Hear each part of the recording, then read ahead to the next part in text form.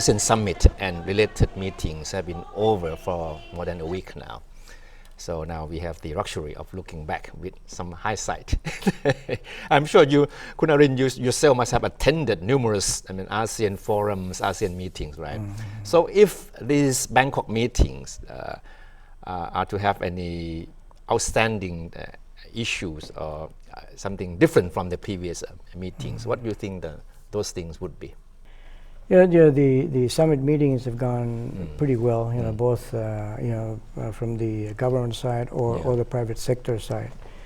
I think if you look at the whole meetings, it's pretty grand, A lot of visitors, whether it's people from Asia or people from ASEAN or people from outside of this region or the continent. Everything has been very well planned, very well executed, and that's something that I think we should be proud of.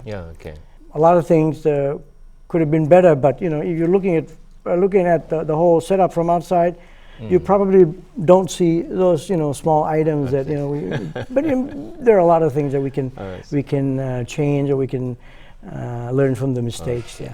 I think nobody questions Thailand's role as the host of the summits, right? But what about the substance of the whole thing? To me, the focus seems to be on RCEP, right? The Regional Comprehensive Economic Partnership. That's probably the government side. But let me just give you a flavor on the private sector side. Right. We work on this concept of empowering ASEAN 4.0. All right. You know about the government's theme, which is advancing a partnership for sustainability. And I just want to say that they're pretty much aligned.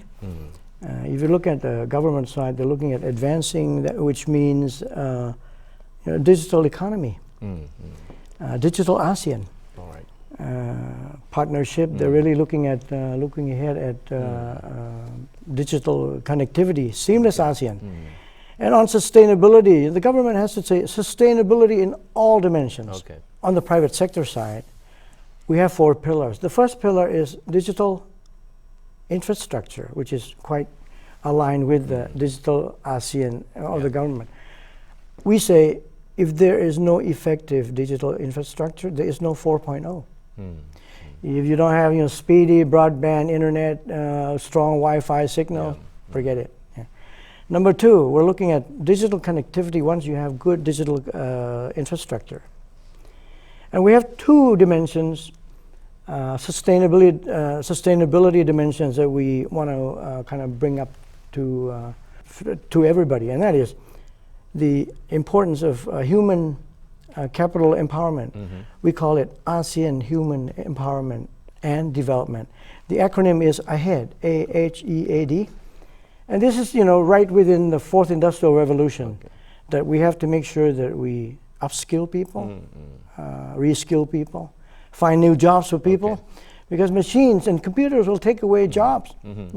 This is going to be difficult for people who are pretty smart, because they're going to lose their jobs, and people who are not so smart will also lose jobs.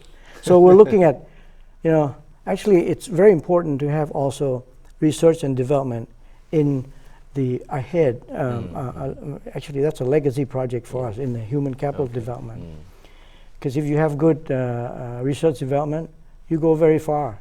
A very simple example I can give you now is Korea 40 years ago. They were the same. They were on par with us.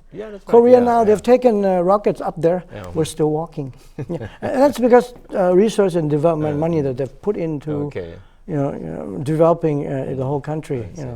Very high, about 5-7% of GDP. For Thailand, maybe about 1% or less. The last one, the 4th pillar is the continuation of to assist continuation. We have to continue to assist MSMEs who are at a disadvantage, especially those MSMEs who are the backbone of ASEAN economies. If they're not in the value chains of the bigger company, they have no way of understanding 4.0. We have to bring them up to speed on 4.0. And these are the 4 things that the private sector we look at.